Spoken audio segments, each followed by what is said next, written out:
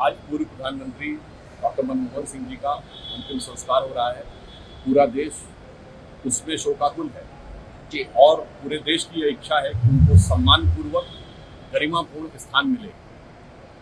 Bharatiya Janata party और श्री नरेंद्र मोदी जी के नेतृत्व में एनडीए की सरकार इसके लिए प्रतिबद्ध है। इसीलिए कल कैबिनेट ने डिसीजन लिया कि डॉक्टर मनमोहन सिंह के लिए एक स्मारक स्थल बनेगा और इसके लिए जो भी प्रक्रियागत अपरिहार्यताएं या आवश्यकताएं हैं, जैसे ट्रस्ट का निर्माण, लैंड का एक्विजिशन और लैंड का ट्रस्ट को ट्रांसफर, ये यथाशीघ्र यथोचित ढंग से किया जाएगा। और यह बात कैबिनेट के बाद गृह मंत्री आदरणीय अमित शाह जी ने कांग्रेस के अध्यक्ष आदरणीय मल्लिकार्जुन खड़गे जी को बता भी दी। इस दुखद मौके के ऊपर बहुत दुर्भाग्यपूर्ण ढंग से यह राजनीति कांग्रेस के द्वारा की जा रही है और देश को याद है कि डॉक्टर मनमोहन सिंह जी के जीवन काल में उन्हें यथोचित गरिमा और सम्मान नहीं मिला। और दुख की बात है कि उनकी मृत्यु के बाद आज इसके ऊपर कांग्रेस बहुत निंदनीय सियासत कर रही है और ये पहले भी करती रही है। एक बात कहना चाहता हूँ, डॉक्टर मनमोहन सिंह भारत के इतिहास के पहले प्रधानमंत्री हैं, नेहरू गांधी खानदान के बाहर के, जिन्होंने 10 साल पूरे किए। इससे पूर्व अपना कार्यकाल पूरा करने वाले नेहरू गांधी परिवार के बाहर के इकलौते प्रधानमंत्री,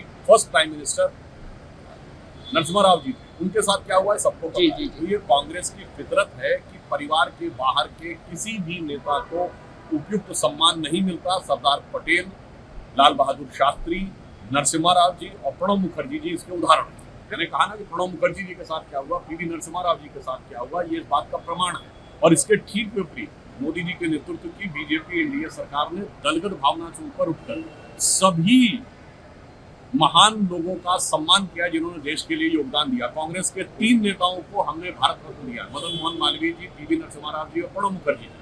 उनके कई नेताओं को पद्म अवार्ड दिया गया है, जिसमें एससी जमीर और तरुण गोगोई जी। मगर कांग्रेस ने यथोचित सम्मान कभी नहीं दिया। और दुख की बात यह है कि डॉक्टर मनमोहन सिंह जी के जीवन काल में उनको कैसे ट्रीट किया गया ये सबको पता है। और उससे अधिक खेदजनक ये है कि उनके देहांत के उपरांत भी कांग्रेस वैसी सियासत देखिए, जो सुप्रीम कोर्ट ने अब उसके ऊपर एक अपना निर्देश दे दिया है, तो सभी को उसके निर्देश की प्रतीक्षा करना। विकास आघाड़ी में जो कुछ दृश्य दिखाई पड़ा और जिस प्रकार का मतभेद खुलकर शिवसेना, यूबीटी और कांग्रेस के बीच में सामने आया।